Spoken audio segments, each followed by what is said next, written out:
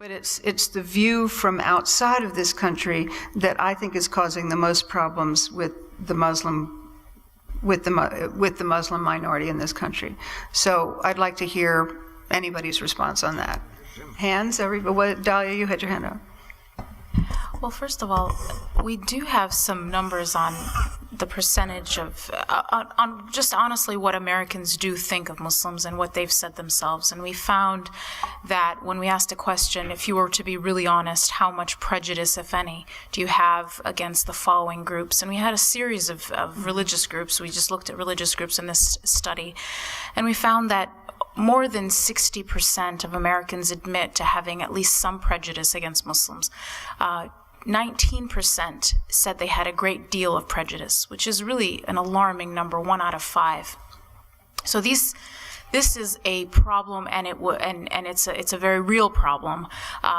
Muslims were the most negatively regarded religious group in our study, and we looked at almost all religious groups, with the only 2 that were worse off, in fact, are Scientologists and atheists, which I'm not sure if we would even consider either of them a religious group. So we cannot pretend that all is well. Now, what is at the heart? We actually did a driver analysis. What predicts or what drives extreme prejudice? We looked at that 20% or 19% that said they had a great deal of prejudice.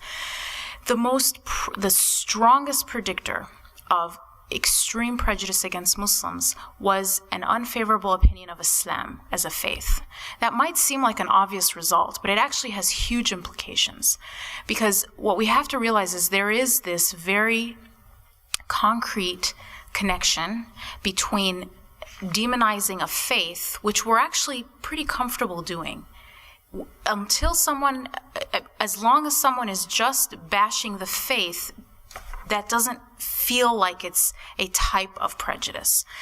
But that demonizing of the faith of Islam is directly influencing people's regard for people, other people who they are then deciding on employment for, who they are treating at the airport, at the grocery store. It's affecting real people's lives. So demonizing a concept, a faith, is connected to how people view other human beings. Now, the good news is the people who said they had no prejudice, about 34%, the strongest driver there was also a positive or a favorable view of Islam.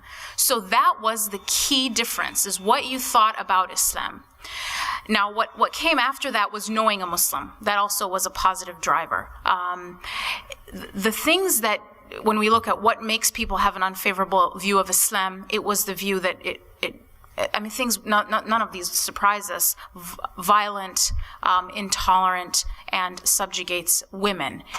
What I think is so interesting is when we do, I direct the Center for Muslim Studies, and we have the largest, most comprehensive study of Muslim opinion ever done. We cover 90% of the global Muslim population.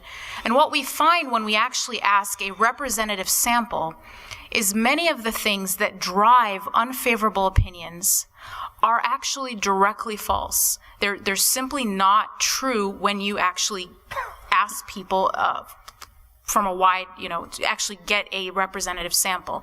One very easy to look at example is 74% of Americans say they disagree with the notion that the majority of Muslims believe men and women should have equal rights.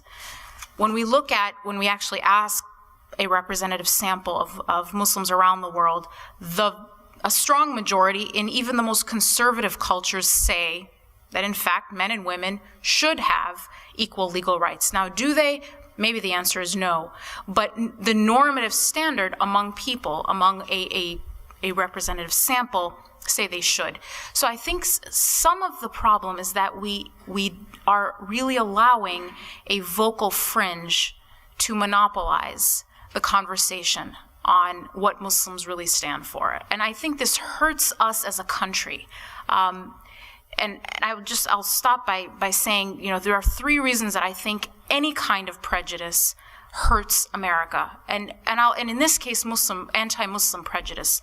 First of all, it hurts our clarity in terms of our strategy on the war on terror. If we're starting from a point of view of a bias, then our accuracy is compromised. Secondly, so that means we have strategies that might actually backfire.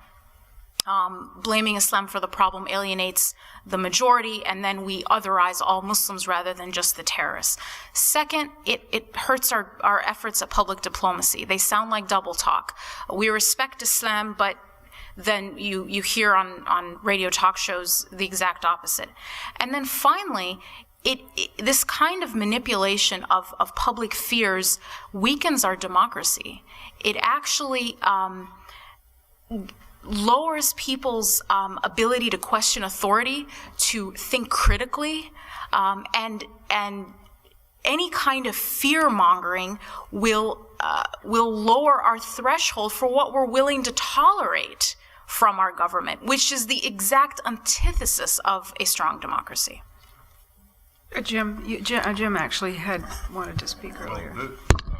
I hate to steal the moderator's microphone. It's a dangerous thing. But I had a question that has been emerging as we're talking, and it just really was highlighted by Sally's images and sound bites, which is, I grew up in Detroit, in Michigan, where, as we all know, there's a substantial Muslim population.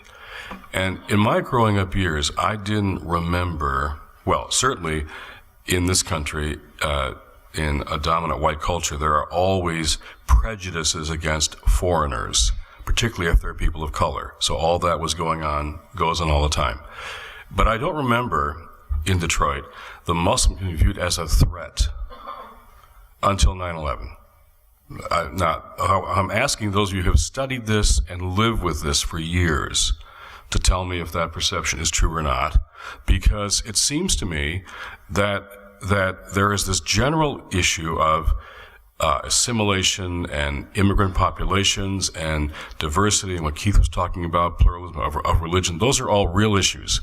But there's a historical, there are historical facts around this question. There are political realities around this question that we haven't really dealt with as fully as we might. So the question is, and it really is a question, how did 9/11 change all of this in our perception of Muslims? When the problem of Islamic extremism, to use that phrase, became so visible, and how much of this problem was caused by the political response to 9/11, both the narrative of what happened and why, and the choice of how to respond to it. We could have responded to criminal behavior in a very different way. And we chose instead, the official response was to shop and go to war. But that was the official response of our political leadership. Now, had there been a different response, rather than this vague threat of a religion, which has been spoken to again and again. So how much did this get exacerbated by the political fact, and then all of Sally's these are real perceptions people have of things that have happened. They weren't made up. It may be a radical fringe, but they're very visible. Now, my parallel is, for a lot of you, I'm an evangelical Christian. For many, many years now, the perception of evangelicals has been defined by a fringe. Television preachers who do not represent Christianity or even evangelical Christianity, but the perception was they did. So we had to deliberately take them on, Falwell and Robertson and Dobson, and say they have hijacked our faith, and we're going to take it back. And indeed, the conversation this year with the right has changed substantially. The 15 books that were talked about, that Sherif talked about, the 15 books about faith and politics in the last 6 months are almost all from the progressive Christian side. There's like 2 from the religious right. The space is now a broader, deeper agenda because there was a problem. with the perception being created by a fringe. So my question is, how much of this is 9/11 related, and the response to 9/11 related, and finally, what this is, like in my tradition of combating religious extremism, what it is, it's an internal battle within a religion for the heart and soul of the faith. So it's an internal battle within religion, and then politics helps or complicates that by the response that we take. Does that make any sense? Zainab, you wanted to say something? Well, there are a lot of things that can be added to that. As the experience of being an American Muslim in America, or a woman specifically with hijab, I can talk on a personal level. I am very comfortable being a woman living in America wearing hijab.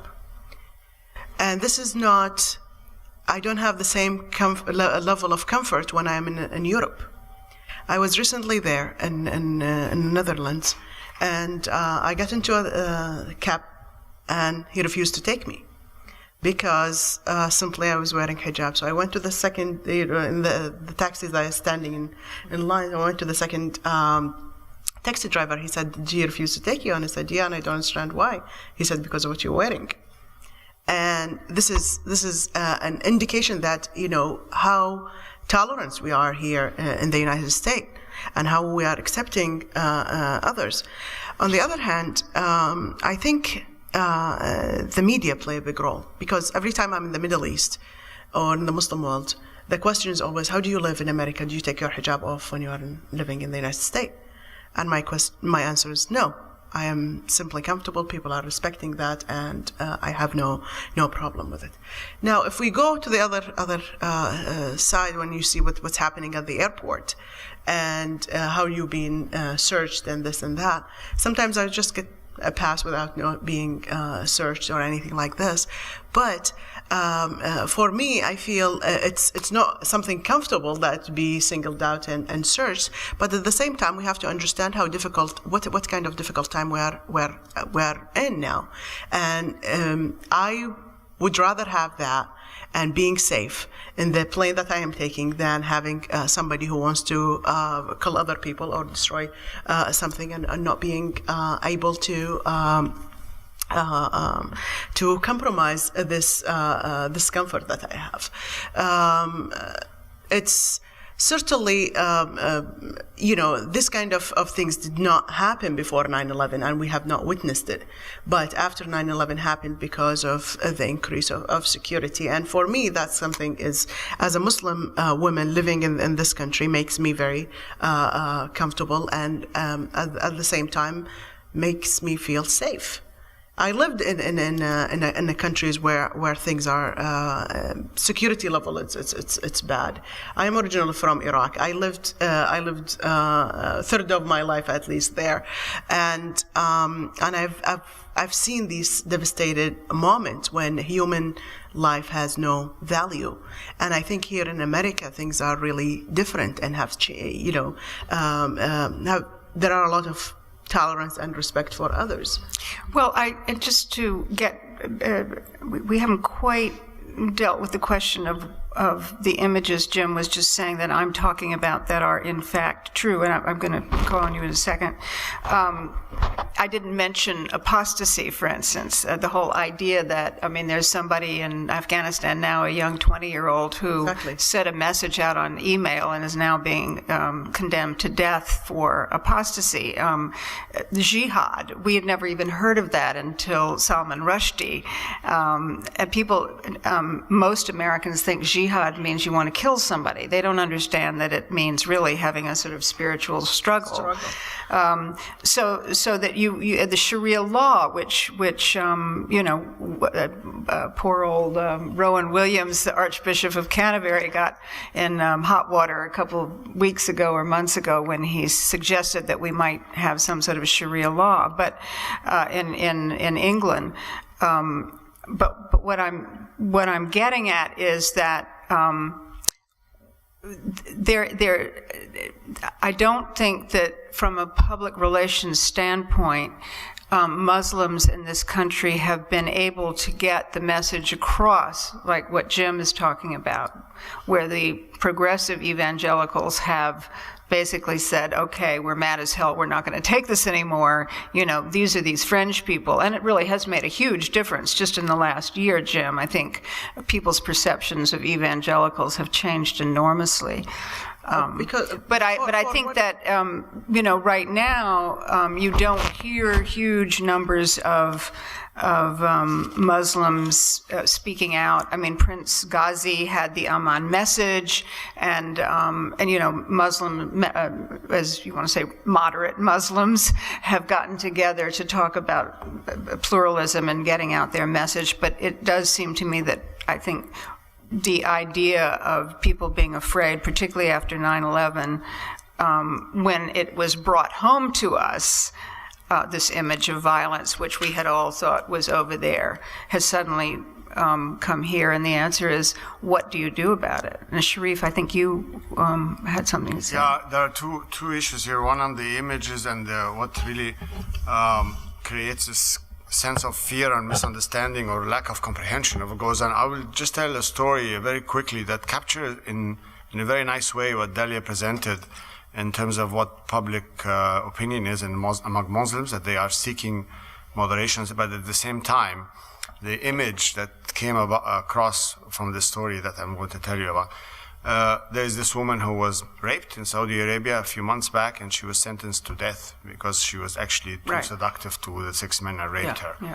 And I happened to have very lucky to be in Saudi Arabia shortly after, and there was a debate private in a dinner of some very important royal princes, religious leaders, and an official religious member of the cabinet.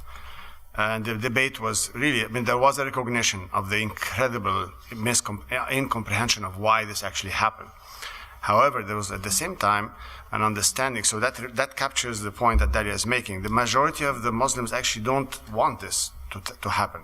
But there are realities, there are forces that are in society that are being dealt with gradually, and it's actually quite important to recognize this in the discussion with the Muslim communities, whether here or abroad. And the resolution of this issue is that there was a consensus around the table that the only way out of this mess is actually for the king to pardon the woman. And that's what happened eventually.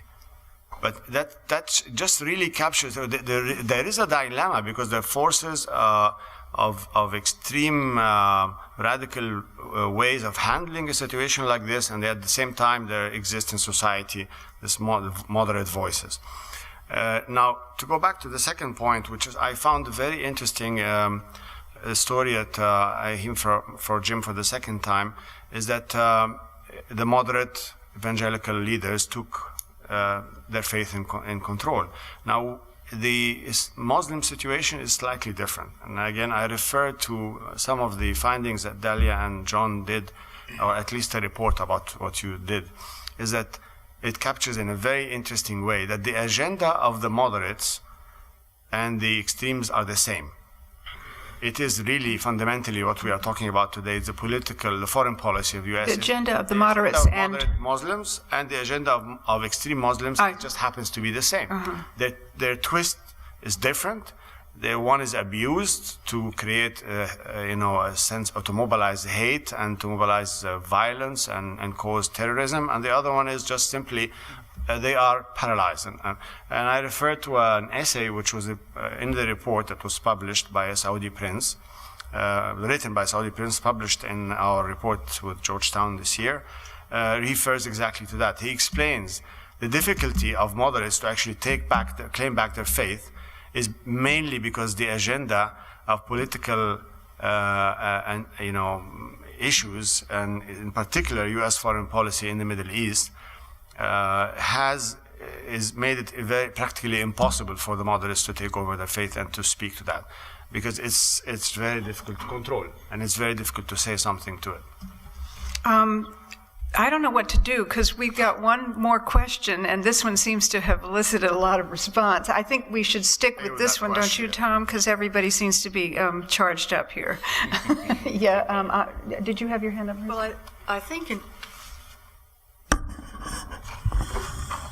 I think there are very hopeful signs with respect to two groups of both American and European Muslims who actually refer to themselves as progressive Muslims. And whether they've taken a page from the evangelical hymnal, I'm not sure. But I know that the work of progressive evangelicals was grounded in a resurgence of strong intellectuals within that tradition. And that's precisely where it's happening with younger scholars, younger Muslim scholars in the U.S. and America, where they are going back to their own sources. They are producing a scholarly literature that can then ground the kind of more robust, more progressive Islam that will be, I think, the future, the hope of the future. But these are people who are doing it with a deep respect for all of the traditional sources, which are the bedrock upon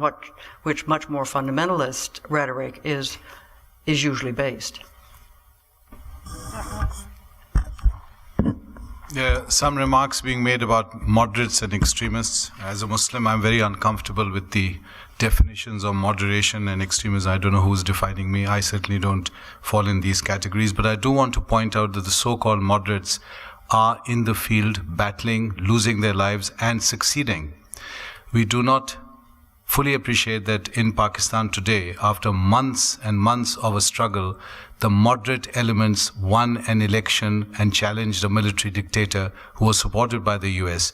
This is crucially important to understand in the United States. I'm not seeing enough understanding of it. A former prime minister lost her life. Simply forget was she corrupt, wasn't she corrupt, was she competent, not competent, but she believed in a certain kind of Pakistan, a society which was modern. She lost her life because of that. Pakistanis today feel that thousands of Pakistanis have lost their lives for a war that is not theirs. They believe they're fighting America's war. They have nothing to do with 9/11, and they've been sucked into this. So some understanding will help American foreign policy, some understanding that we are perhaps unconsciously, inadvertently involved in going into different parts of the world and causing murder and mayhem on a scale that is unprecedented. And that in spite of everything, the Muslim voice, and this is the most hopeful sign for me, and I hope it's picked up today, the Muslim voice wants modern democracy. When the people of Pakistan were asked to vote, they voted the religious parties out of office. From 66 seats in parliament, the religious parties won 6. Now that's a very major drop. And who are these parties that won? These are mainstream political parties of Pakistan. Now are we going to see them as extremists, quote unquote, or moderates, quote unquote? They are mainstream parties. They're proud to be Muslim. They're very proud of their identity. They're proud of their nationalism. Those are the people we have to recognize, nurture, and involve in the dialogue, and not see things in this simplistic, he's a moderate, he's an extremist. It means nothing in the field. I've lived all my life out there in the real Muslim world. It means nothing. We are talking about Saudi Arabia. The reality of the situation, I don't admire their politics. I don't admire what they do. But the reality for the Muslim world is the vast majority of the Muslim world, largely ignorant, illiterate, very often emotional, very often young. The reality is that Saudi Arabia represents the land which houses Makkah and Medina, the two holiest places in Islam. So whatever we say about Saudi Arabia is going to have no impact. We need to be engaging with mainstream Muslim society. And again, I repeat, the good news is that the mainstream Muslim society has a great deal of hope. Help them. Stop supporting military dictators, because in the end, the Muslim world sees the United States as a potential friend, which it wasn't up for half the last part of the century. Today they see the United States supporting after 9/11, and that's why Jim's question is so relevant. Everything changes. The Muslim world does see the United States supporting military dictators, talking of democracy, supporting military dictators. Even today, you have attempts being made in Islamabad to prop up a fading dictator. And the headlines in Pakistani press today, if you look at them, they are a very strong indicator of how strong emotions are, and that we're on the verge of losing yet one more Muslim land. So you've got Iraq, you have Afghanistan, and you're on the verge of losing Pakistan. And when you add up how many people have died, how many people have been blown up, houses blown up since 9/11 in the Muslim world. The figures are frightening. It could be over 1 million, 1.5 million. I'm not even sure what it's going to be. And someone, somewhere down the road, these are tribal societies motivated by ideas of revenge and honor. Someone, somewhere down the road is going to say, I am going to do something to take revenge. That is the frightening scenario, and we haven't connected all these dots. I think, yeah. I think a couple of years before, there was an iftar party in the State Department. And we were sitting on the table, and there was some discussion that we should look for some moderate Muslims. So I was just jokingly said that the issue is that Muslims all over the world also looking for some moderate American policymakers, and in the Bush administration. So I know that probably you will be able to find some so-called moderate Muslims, but Muslims are not able to find any moderate policymakers in the Bush administration. So this definition is a little bit troublesome about this moderate Muslims and policymakers. But I think one thing happened, first of all these images and other, it's not the final setting. Things are in the process. A transition is going on. This is the whole process of globalization and in 9/11. They just turn things ups and down. So what happened probably, I think we can understand in this way, that a lot of debate is going on among the Muslim world, among Muslim scholars, and especially those who are living in America and Europe. They are very much they are helping out, sorting out those debates. All these sometime those issues, they were never debated in Muslim majority countries, but right now they are being debated because people living here and also in other countries. Debates are going on in Turkish language, in Urdu, in Farsi, in Arabic, in Bangla languages. Maybe English media, they don't know about those debates. But all those issues of women and jihad and violence, and also every topic is being debated openly. I think that is to some extent after 9/11, that situation is going on. It will take some time to sort out all those debates, but I think that debate is going on at this time. And sometime I wonder that here in American media, for them it's much easy to put all those type of image because they make sense, they make news, they make money. But all those debates, they are not aware of that. Even here in America and Europe, the Muslim scholars, they have been debating all those issues you mentioned that. Those issues are being debated, and there are difference of opinion. A lot of new opinions are coming, new reinterpretation is going on, but it will take some time. A consensus would be emerging from the Muslim societies. On the other hand also, I think the challenge also to the American society and the European societies. After 9/11 and 7/7, it also, I think, become very obvious challenge. Historically, if we see that in America, it happened, all emergencies, all security issues in historically. What we did with blacks, what we did with the Catholics, what we did with the Jewish, what we did with the women, what we did with Japanese Americans, German Americans, also different groups in different type of period, they were being discriminated. Again, after 9/11, no, this is the Muslim turn. But the issue is, I think, and Nihad also mentioned to some extent, I think that issue also, two issues at least need to be debated. The response after 9/11, going to Iraq, yes, this emotional time is over, but ultimately the scholars here, American scholars, policymakers, political scientists, social scientists, they should think about that. How come this advanced knowledge this century, all this media, very educated people, they bought that argument without any basis that we should go to Iraq? How come it happened in this democracy, in this knowledge? I think that issue need to be debated. And the other, just concluding that, it's very interesting. Recently, Archbishop Canterbury made that statement about Sharia in the West. All this emotional, I understand our outbursts, but then I think seriously it needs to be debated. that what is this situation in Ottoman, when the other religion, what is their situation? What is this situation in the British colonial period, when they have allowed the Muslim minorities or Muslim people to act upon their own religious life? And why not here? Why we are putting a one standard civil code to everybody? Just to have a debate. I'm not saying the implementation, but we need to have a serious debate on that issue. Now, are there any questions from the audience? Yes. Yeah. My name is Zainab. One of the things that my colleagues and I have noticed is the conspicuous absence of the African American voice when it comes to internal discussions in the U.S. with the Muslim community. We're actually taking steps to address that, but since we're not quite there yet, I would welcome your thoughts on why this is. Is it because the African American community that is Muslim is staying away? Because Islam didn't start with the relatively recent immigrant evolution. As a community, that is the Muslim community that is around longest.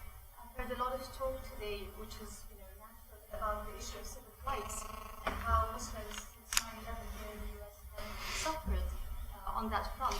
Civil rights immediately makes one think in this country of the African American community. Is that expertise, experience, what have you been tapped into? It's just something that I think we could all use with a lot of advice on and guidance on, because it seems to us that there's something to be done there that hasn't quite been done. Does anybody want to remark on that? Although I have a comment, but I'll answer the question and I'll wait for my comment when you give me the chance. Let me just speak about CAIR, the organization I represent, which is probably the largest U.S. Muslim organization with 35 offices nationwide. We have African Americans in the leadership, in the staff, in the decision makers, and those who receive our services.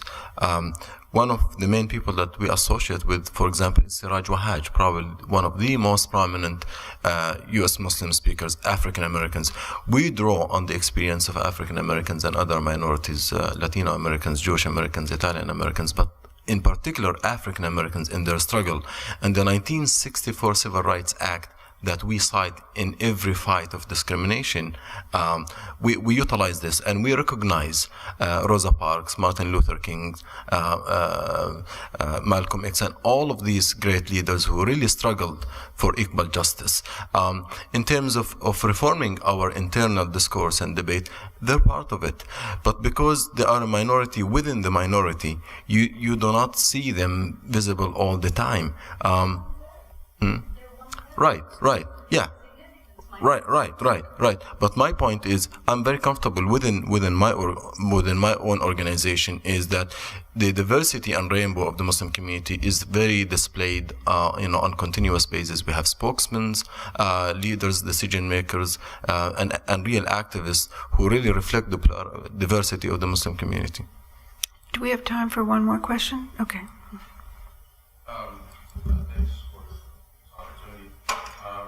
One comment about Zainab's comment about the Wahhabi funding. Now, I'm a native of Egypt. I've been in this country since 1984. Never seen an imam come up and say, let's go Wahhabis. Never seen anybody saying, let's go out and kill the Jews. Never said that the Jews are pigs and all these things.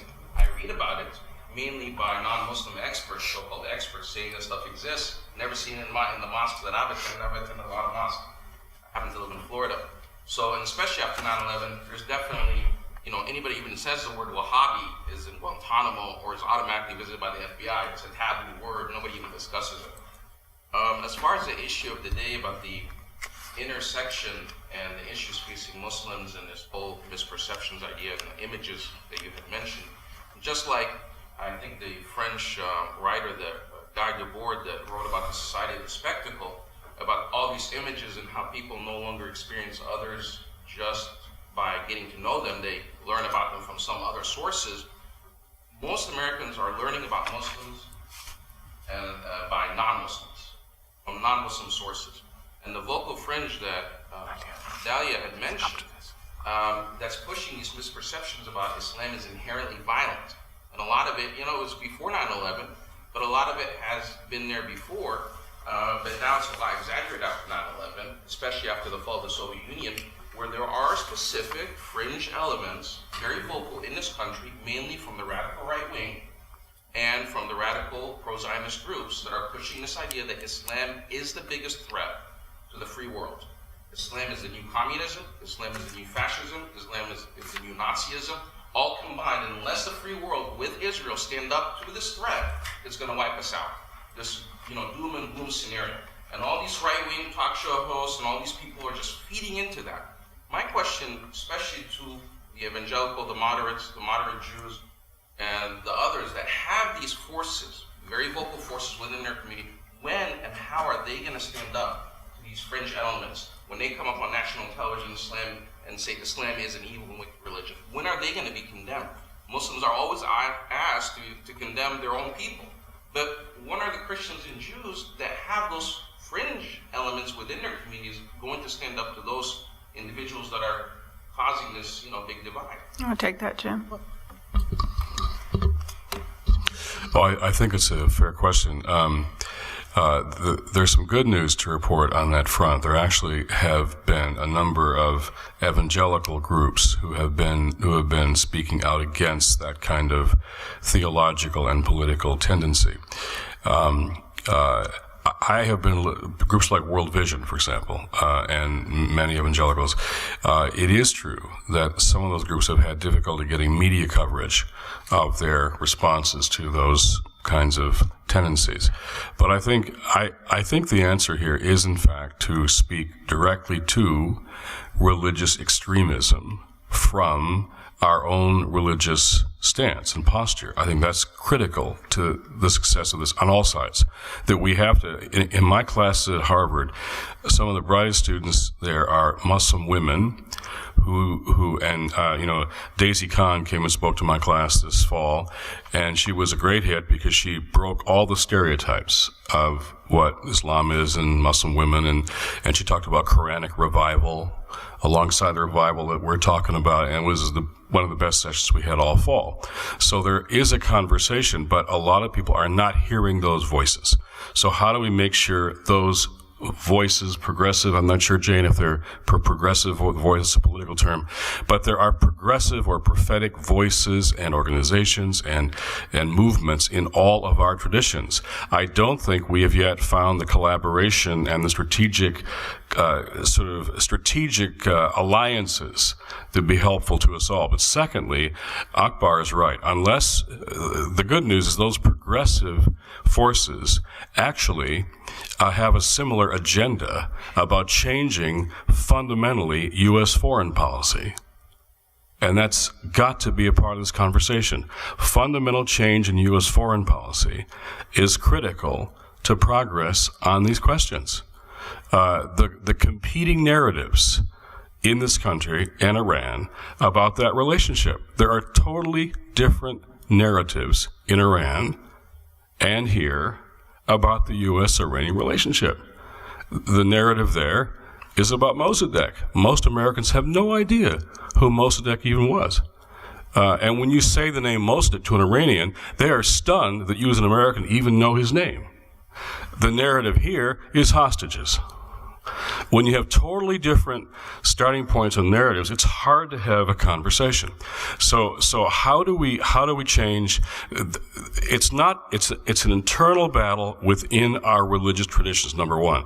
But number two, it's a battle to change the direction of U.S. foreign policy. And unless we say that out loud, we're not going to be very successful. Ari, if you can just say something quickly, we're going to have to wind this up because it's that time. Okay, well, I don't need to say anything. A Jew certainly doesn't need the last word in Islam and American politics. I just want to answer what he said. you mentioned something that probably the mosque that you attend is different, but there are many mosques I have been, and I heard this comment about at the Day of Judgment there is a rock or a tree will say there is a Jew behind me, come kill him. And certainly I didn't want to be associated with such a mosque here, especially I don't want my children to be hearing this kind of comments or this kind of sermons inside a mosque or inside a school that's preaching this kind of hatred in America, as we are all proud American citizens, whether we are Muslims or non-Muslims. Well, thank you. We never got to question 3, which is the good news, the positive examples of dialogue and coalition building. When Tom Banshoff asked me to do this, and he said it was 3 hours, I said 3 hours. We're never going to get. We don't have enough to talk about in 3 hours. Well, we could obviously go on all day, but unfortunately we don't have the time. Jack DeGioia wants to say a few words to everybody before we wind up. Thank you. First, I want to express my gratitude to Sally Quinn for the beautiful job she did in moderating our conversation today,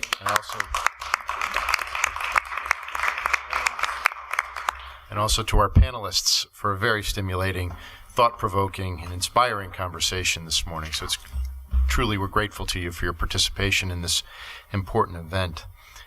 The deepest conviction we have as a university community is that religion is a source for good, a source for truth, a source for justice. We're also aware that religion has been used, is currently used, as a justification for actions that are evil, contrary to the truth, a source for injustice.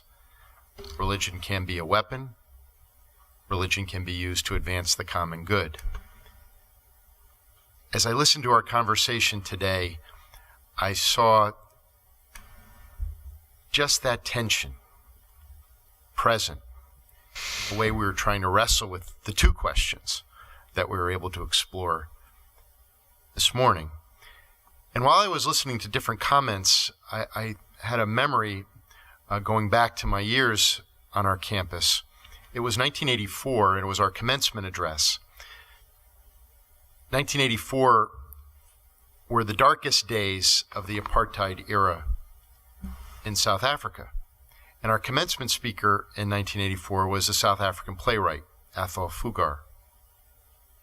And in the course of his remarks, he brought his message to a close with words that I think have a deep resonance to some of the challenges we were describing today. He said something, I won't get this exactly right, but he said something along the lines that, in the end, the arena for human history is when one man or one woman, together with another man and another woman, in dialogue, in conversation, are able to understand one another and to grasp a truth at a level that would never have been possible without that intimate human interaction. And when I think about the conversation that we've had today, and the misperceptions and the confusions and the need that we have to expand our understanding and our awareness of each other, I thought about those words of Al-Suwajj, and I've thought about some of the inspiring moments that are taking place right now. Mr. Awad is part of a courageous effort of 138 Muslim leaders in our world, offering an invitation to dialogue between Muslims and Christians, a common word. And this year, I think we're going to see some extraordinary efforts to build upon that introduction, upon that invitation to enter into deeper, intimate, interpersonal interactions, which will enable us to deepen our understanding of each other. And it's only going to be with that deep understanding of each other that we will be able to break through some of the boundaries and some of the constraints that limit our conversation today. What today was an embodiment of was our commitment that it will be through dialogue, it will be through these kinds of conversations that we're going to be able to advance the state of our understanding And for all of you who are here and for all of those who made this possible, I want to thank you for this opportunity to be together. Thank you.